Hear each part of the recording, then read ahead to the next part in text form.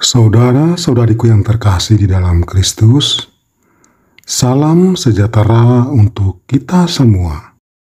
Halo teman-teman, jangan lupa like, komen, dan subscribe. Jangan lupa juga ya, hidupin loncengnya. Selamat menonton channel Pak Arman. Dadah! Setiap manusia pasti mengalami masalah dan pencobaan dalam kehidupan. Seringkali seakan-akan masalah sudah menunggu kita di depan, datang tanpa diundang. Ada juga masalah yang bersumber dari kecerobohan kita manusia itu sendiri. Namun itu semua Tuhan izinkan terjadi dalam kehidupan kita untuk melihat seberapa jauh kita mengatasi masalah tersebut dengan penuh pengharapan kepadanya. Kita mau mengandalkan Tuhan atau tidak? Atau kita mempunyai iman yang besar bahwa Tuhan akan menyertai kita dalam kehidupan kita? Injil hari ini memberikan banyak pelajaran yang dapat dijadikan pedoman ketika kita dalam badai pencobaan. Tuhan Yesus sendiri memberi contoh pada kita bagaimana dia saat itu sebagai manusia 100% sedang berada dalam bahaya bersama murid-muridnya.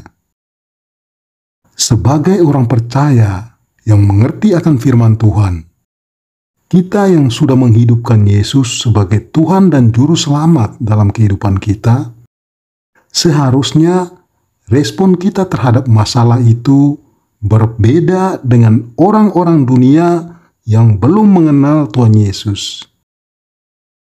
Hidup dalam Tuhan bukan berarti bebas dari masalah.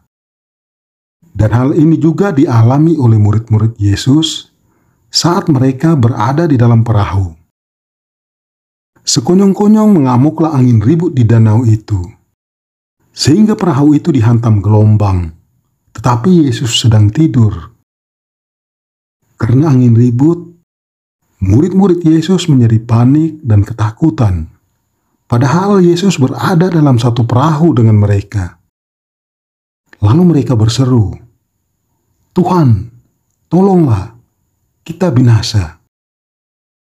Hal seperti ini pasti sering juga kita alami. Ketika mengalami permasalahan yang berat, kita cenderung panik dan menjadi takut.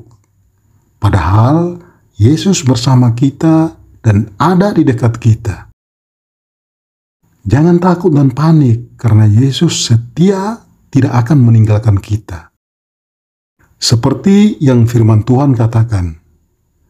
Tetapi dalam semuanya itu, kita lebih daripada orang-orang yang menang oleh Dia yang telah mengasihi kita.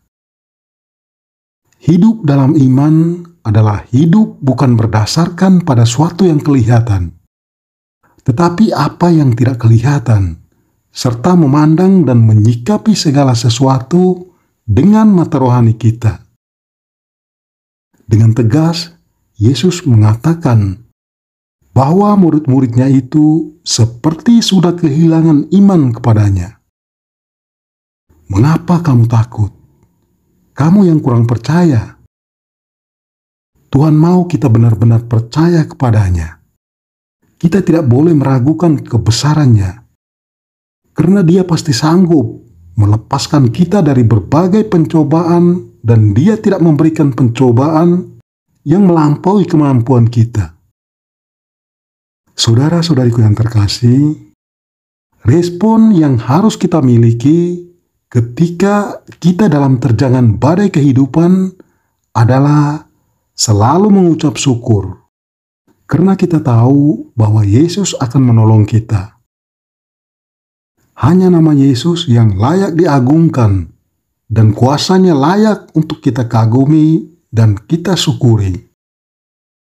Selama kita masih menggunakan akal dan kekuatan sendiri, maka masalah yang kita alami tidak akan pernah terselesaikan.